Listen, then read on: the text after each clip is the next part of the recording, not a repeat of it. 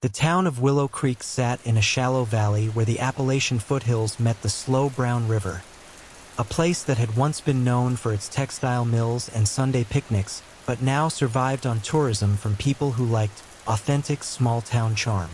The park in the center of town was called Memorial Park, though no one under 60 could remember which war it memorialized. At the far end, past the rusty swing sets and the duck pond that smelled of algae in summer, stood a white wooden gazebo built in 1923. Inside the gazebo was a single bench, painted green, weathered by decades of rain and carved initials, facing the river. A small brass plaque on the backrest read, "Dedicated to quiet reflection. Please respect the view." No one ever sat there after dark.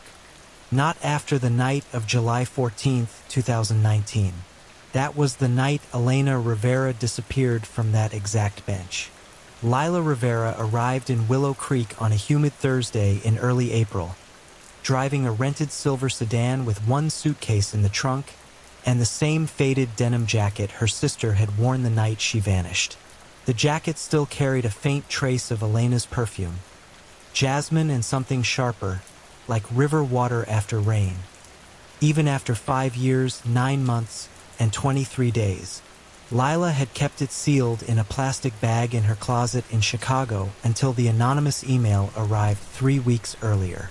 The message contained only a photograph, the gazebo bench at night, taken from the path, Elena's face turned toward the river, mouth slightly open as if about to speak.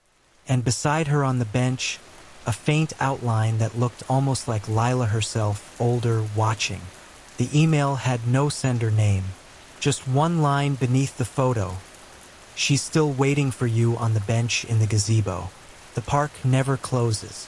Lila had canceled her shifts at the archive, emptied her savings into cash, and driven south without telling anyone. Now she stood at the park entrance at 11:17 p.m., the town silent except for the distant hum of the river and the occasional car crossing the bridge 2 blocks away. She pulled the jacket tighter and walked the gravel path that curved past the empty playground, past the duck pond, past the bandstand where teenagers used to sneak cigarettes in the 1990s, until she reached the gazebo. The bench was exactly as she remembered from the photograph. Green paint peeling in long strips, carved hearts and names from generations of couples. The brass plaque glinted faintly under the single overhead bulb that the town still left on all night for safety. Lila sat down. The wood was warm. She told herself it was the heat from the day still trapped in the boards. She sat facing the river, back to the park, watching her reflection in the dark water overlaid with the faint lights of the town beyond. A single barge passed downstream, its running lights cutting long white tunnels through the night. She folded her hands in her lap. Thumbs circled slowly, the same unconscious habit Elena had always had when she was thinking. At 11:47 p.m., footsteps crunched on the gravel behind her. An elderly man in a faded parkkeeper uniform stepped into the gazebo carrying a small flashlight and a thermos. He was in his late 70s, white hair under a flat cap, face lined like old leather. He stopped at the edge of the gazebo steps. "Miss Rivera," he said quietly. It was not a question. Lila stood. "Mr. Harlan? Call me Thomas." He sat on the opposite end of the bench without asking permission. The wood creaked softly. "I've been expecting you for 5 years, 9 months, and 23 days. He opened a small leather notebook and turned it so she could see the page. A neat list in blue ink. July 14th, 2019, Elena Rivera. Gazebo bench. Disappeared, 23:47. Receipt left on seat. October 22nd, 2019, female, mid-30s, same bench. Disappeared between 23:30 and 23:50. February 17th, 2020, female, same bench. Left a notebook behind. June 9th, 2020, female, same bench. Never seen again. November 14th, 2020, female, same bench, same jacket, same habit of folding hands. 47 entries, all women, all sitting on this exact bench on a Thursday night, all vanishing between 23:30 and 23:50, all leaving something behind. And now you, Thomas said. April 2025.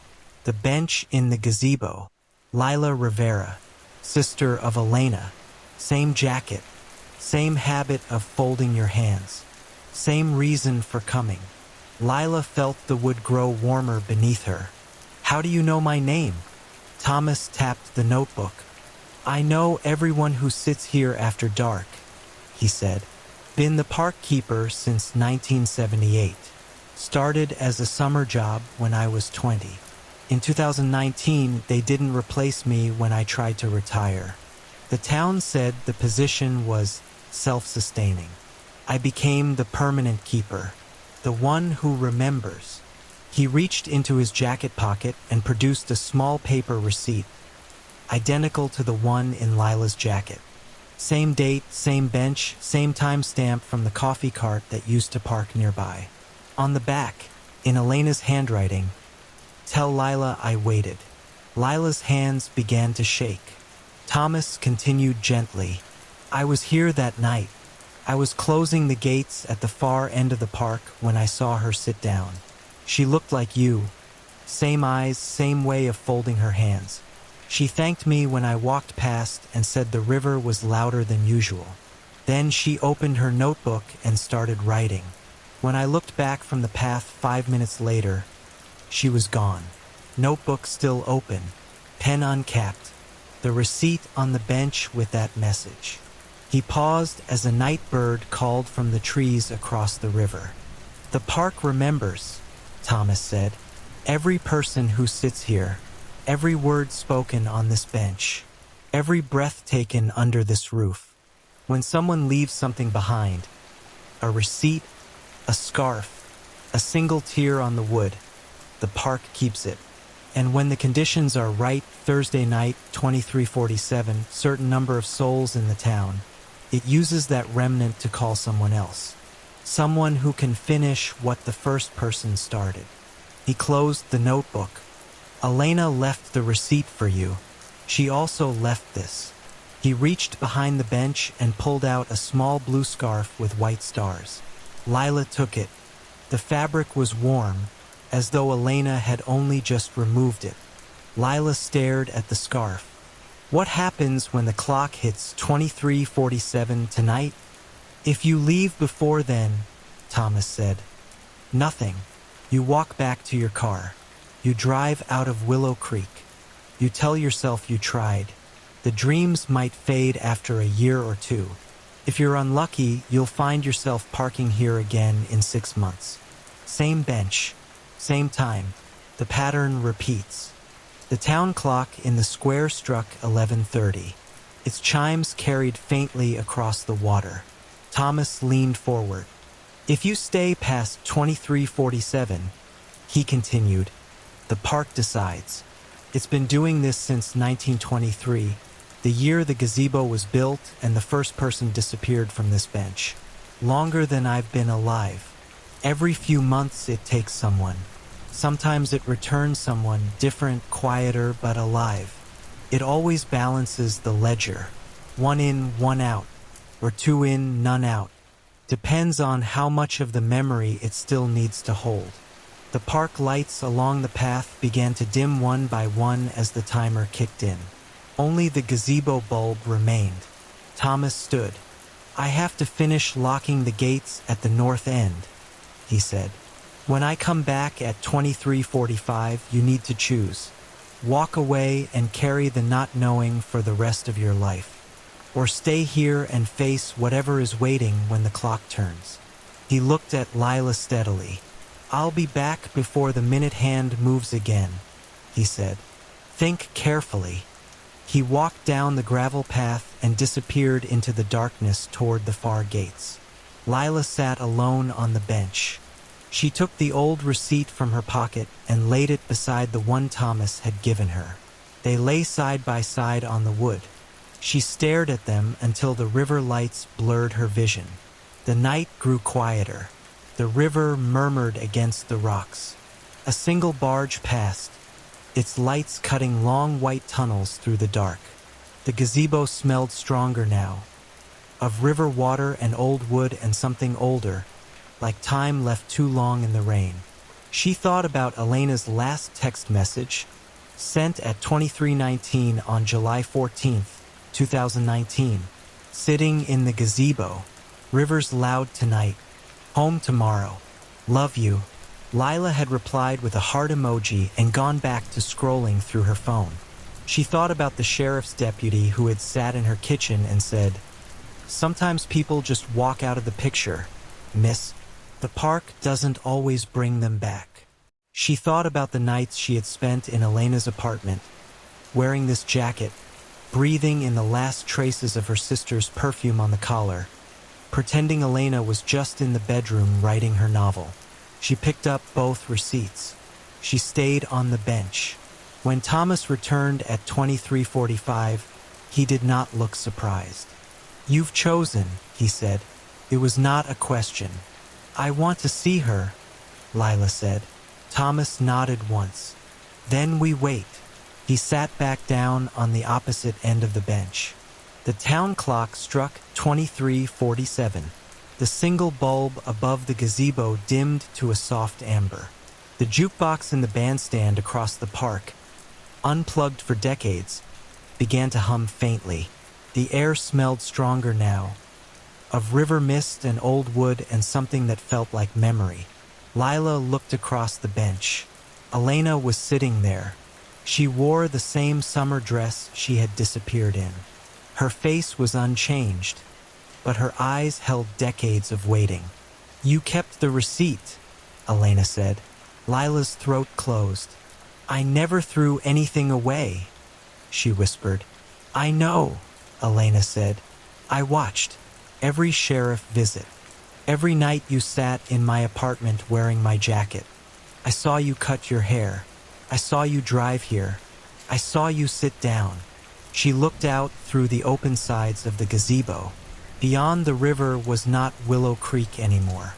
It was an endless row of identical parks stretching into darkness. Every park had a white gazebo. In every gazebo sat a woman. Some who looked exactly like Elena. Some who looked like Lila at different ages. Some who looked like neither but carried the same tired posture, the same folded hands. Elena turned back. "You can still leave," she said. "Walk back to the car. Drive out of town. The dreams will fade. Eventually." Lila reached across the bench and took Elena's hand. "No," she said. "I'm staying." Elena smiled, small, sad, almost grateful. "Then the river keeps flowing." The gazebo bulb dimmed to a faint red glow. Lila felt the bench vibrate as though the entire park had exhaled. Outside the gazebo, the other women began to move forward, pressing close to the white lattice walls.